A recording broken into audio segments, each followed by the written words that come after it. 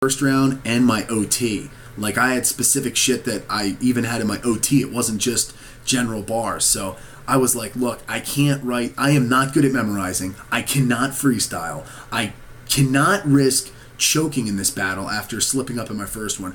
I'm going to spit the bars I plan, and if anyone thinks it's whack that I'm spitting bars at somebody who's not there, oh well. My bars speak for themselves. If you still think they're good, regardless, cool. If you think it's whack, regardless, whatever. And if you think I should lose because I'm spitting at Chris Swag and he's not here, that's fine too. I wound up telling him to the camera. Wiles had a lot more general bars. He only had a little bit planned for Chris Swag. He had a lot of stuff on me, mainly just like comic flips, nothing too specific. I will say this. I won in 2 rounds. The first round, I felt like both my rounds were pretty consistent. It was jokes about Chris Swag the first round. Second round, it was jokes about Wiles. I didn't have a lot of I did have like a couple serious bars. Like, I ended my second round with like a really serious, 4 bars. But for the most part, it was jokes. Like, it was like a 2-bar joke, a 4-bar joke that has 2 punchlines in it. Like, it was just quick, rapid-fire jokes, in contrast to my first one where it was like big chunks with the end having a slow burn to a punchline. So that was my style. Wiles came at, had a pretty dynamic style in that he had some traditional bars, like your typical like aggressive stuff. He did have some really funny lines. I'd say this. The crowd reacted, apparently from asking people, the crowd reacted very similarly to me as they did him. I only heard the reaction when he was going, because when you're performing, you miss it. So I initially thought, why, this guy got a lot of reaction. I didn't, but I talked to a couple people and they said, nah, it was pretty even. Like, some of your jokes hit, some of his lines hit, and that was it. I had more energy. I outperformed him. That's no doubt. It's subjective to say that he outwrote me, but I will say this. It's very easy to say that you could like his style more. Our first 2 rounds, people gave the battle to me. 1 person called OT. 2 people gave the battle to me. I'll say this, though. I think the battle could have and potentially should have gone to overtime. He had a lot of really funny, though he's not like a joke writer per se, he had a couple really good punches that were good laughs, and I think he was a little bit more original. I had some more maybe cliche things that I went towards, like, only you eat pussy when you eat Chinese food, stuff like that. That's a little cliche. Flips off the word bar, stuff like that. That's a little bit more cliche.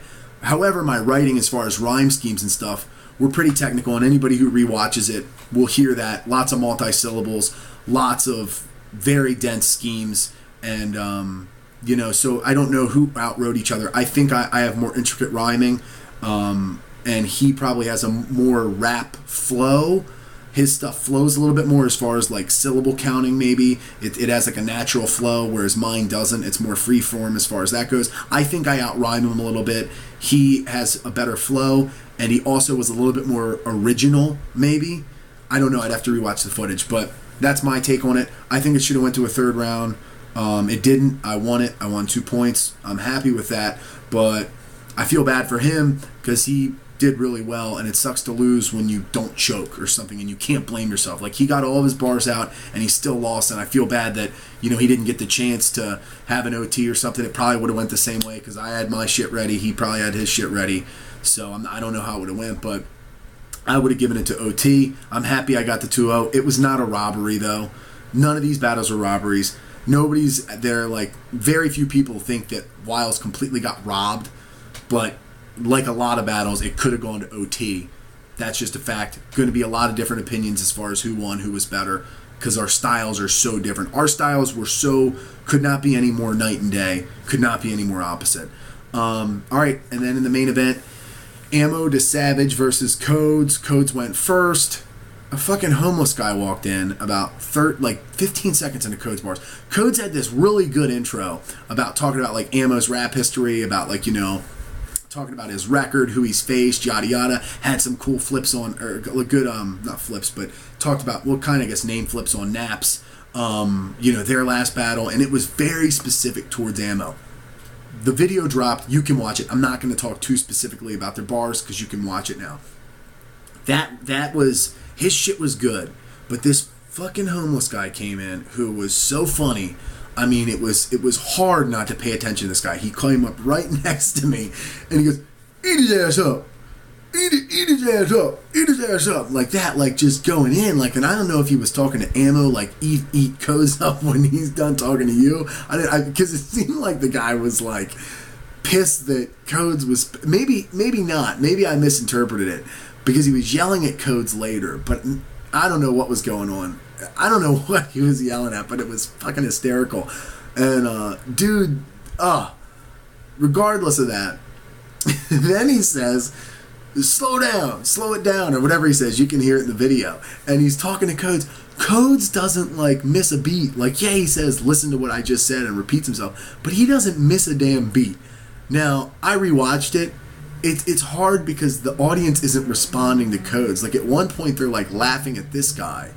And it's like, it's the audience isn't responding. So when it'd be like this, again, comparing something to stand-up comedy. You know, if I had a bad set, if I did the same set in two different rooms, one time it killed and one time it ate a dick. The only thing different is the audience reaction, though. If I performed it the same exact way, even if you're watching the footage, you're still going to be swayed by the audience reaction. You're still going to be swayed by whether or not they're laughing, and the awkward aura. It still penetrates the computer screen or your cell phone. It's not like, oh, well, the footage should now speak for itself regardless. That first round, you would watch it a lot differently, even now on YouTube, than you would have had the audience was responding the way it should have. There's no reason people should have responded more to any of the battles earlier that night than they should have the Ammo vs. Codes, because that battle was so much more dope than all of our other battles. Fact. Just easily. Ammo went up with a lot of really, really creative stuff. Like he had those cereal bars, he had some more like horror movie bars, and as you can see when you watch the video, and his stuff was hitting really well. I think Ammo was a little bit more creative on my aspect, and I like that. But Codes had to do some he had to really think pretty damn hard to come up with the stuff about specifically Ammo, where Ammo maybe had some specific ideas that were pretty complex, but it was so general it wasn't really like about Codes per se. So it's like Codes went hyper analytical on Ammo, and Ammo went hyper analytical on his metaphors, his other things, his ideas, as opposed to like one person really breaking down their opponent, the other person really breaking down some schemes and some ideas. That was the difference. I think Ammo was on point. They both really were, though. I mean, they both were great. I don't think there really needs to be a clear winner. I think this is one where people are generally saying they thought Ammo was a little better. I guess I agree, but I don't know how it would have been had it flipped around and that guy walked in during Ammo and Codes got to go second. So it was cool. Bad respect to both of them. They're great. All right, guys. That's that. We got a battle coming up, and we got a couple more battles soon. You can figure it out. Go to Face Off.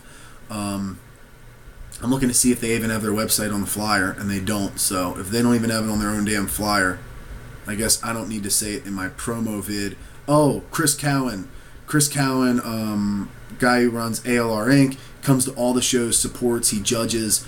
Unfortunately, his house burned down. I don't know the specific situation, but I think his family lived there. I mean, he has like at least a kid, maybe kids. I forget, But regardless, house burned down, lost everything. Fucking even like his keys burned up. If you go to Face Off, you can get in contact with anybody, and how to send money and help. There's like a donation thing going on.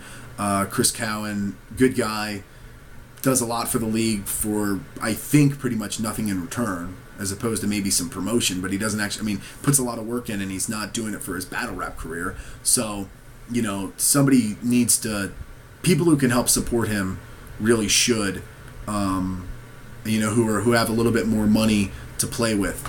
And anything will help, or maybe you can offer to give him some stuff, but get in contact with him.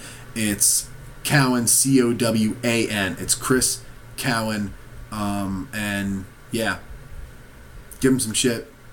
And cool. All right. That's it.